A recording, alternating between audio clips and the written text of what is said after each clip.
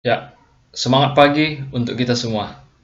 Kapanpun kita mendengarkan video ini, diharapkan semangat kita tetap seperti di pagi hari, berseri-seri, menggebu-gebu, semangat menjalani hari ini, dan siap menghadapi apa aja yang akan terjadi.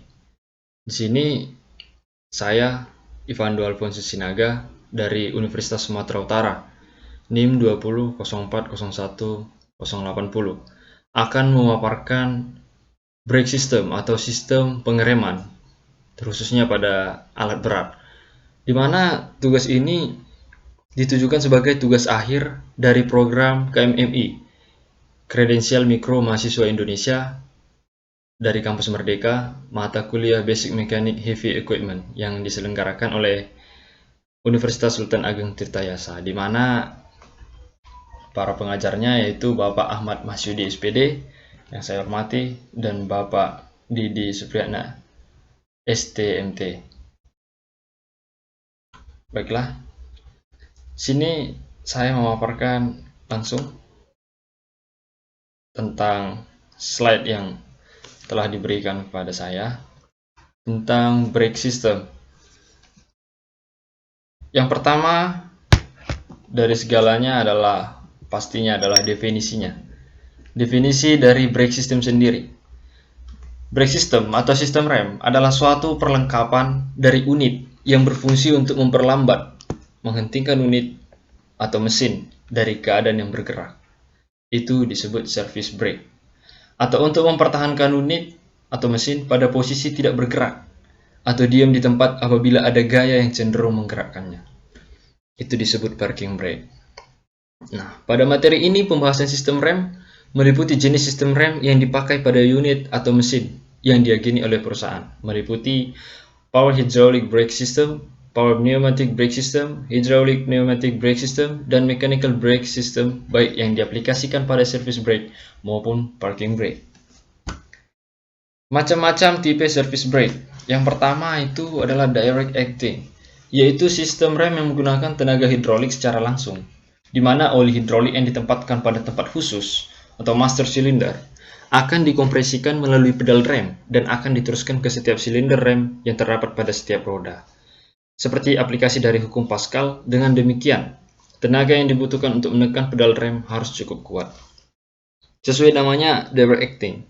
Jadi, sistem pengeremannya berlangsung secara langsung, terlaksana dengan secara langsung. Begitu kita injak pedal remnya, fluida-fluida itu langsung bergerak secara spontan.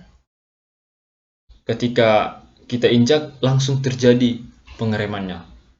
Misalnya pada 4 roda, langsung terjadi pengereman pada 4 roda oleh fluida-fluida tadi. Nah, kemudian hydrovac.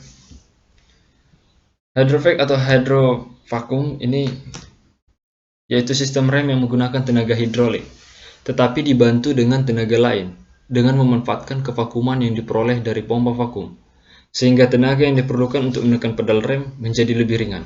Nah, di sini juga masih tetap memakai sistem hidrolik, namun dibantu dengan udara dari vacuum pump atau pompa vakum, sehingga kita menginjaknya lebih ringan karena ada bantuan begitu. Bisa kita lihat pada skema ini. Kita ke skema yang ini. Di sini belum ada kerja, belum ada aksi dan reaksi yang terjadi pada slide ini. Dan kemudian kita lihat slide ini. Di slide ini sudah diinjak pedal remnya. Di sini tadi belum, di sini sudah diinjak. Sudah diberikan aksi untuk melakukan pengereman. Maka fluida berjalan dari pedal rem tadi terbagi dua. Ada yang ke silinder 2, ada yang ke silinder 3. Yang ke silinder 2 dia langsung menekan piston tersebut untuk melakukan pengereman. Yang ke silinder 3 dia nanti ketika sudah penuh ini akan menekan si valve yang ada di sini. Valve yang ada di sini menghisap udara. Ini ada inletnya. Udara dari atmosfer atau udara dari luar. Udara-udara tersebut nanti dialirkan ke silinder 1. Yang itu dimana akan menekan piston yang terhubung dari silinder 1 ke silinder 2. Nah, didorongnya silinder 1 itu, maka terdoronglah silinder 2 sehingga terjadilah pengereman. Kemudian nanti fluida yang mau ke arah silinder 3 tadi semakin penuh akan menekan valve tadi sehingga tertutup pipa yang mau ke silinder 1 ini. Ketika pipa itu sudah tertutup, artinya sudah tekanan angin di situ pun sudah penuh, sudah full ya, sehingga silinder 1 ditekan lagi semakin kuat. Ditekan semakin kuatnya silinder 1, akan tertekan juga silinder 2 bersamaan karena mereka seporos seperti yang ada di sini. Kemudian air over hydraulic, yaitu sistem rem yang menggunakan tenaga hidrolik tetapi untuk bekerjanya dibantu dengan tenaga angin. Kalau tadi dia memakai vacuum pump, ya. Kalau ini memakai tenaga angin. Artinya untuk mendapatkan tenaga angin, artinya memakai kompresor. Ya. Air compressor terhubung dengan engine flywheel housing. Maka dari itu bergeraknya mesin akan bergeraknya air compressor untuk mengompres udara. Udara-udara yang diambil oleh air compressor ini adalah udara yang dari luar atmosfer, kemudian dialirkan ke air tank atau ke tangki udara. Nah, sebelum penuh di air tank ini, di tangki udara ini, udara-udara tersebut akan mengalir ke pipa-pipa yang ada di sini. Ya, ini ada safety valve, ada governor.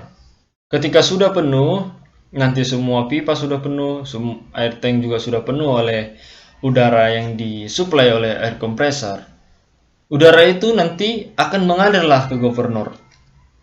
Di governor ada katup atau ada yang menutup nantinya air compressor itu supaya tidak lagi menyuplai udara. Karena ketika terus disuplai udara tersebut, pastinya karena belum terjadi pengereman, udara-udara yang ada dalam pipa dan air tank itu lama-lama akan semakin banyak dan bisa menyebabkan air tanknya meledak atau pipanya meledak.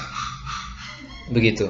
Jadi untuk menjaga itu, tugas governor di sini adalah untuk menjaga, untuk menutup katup inletnya air kompresor sehingga tidak lagi dia mengambil udara dari luar dan menyuplai udara ke air tank.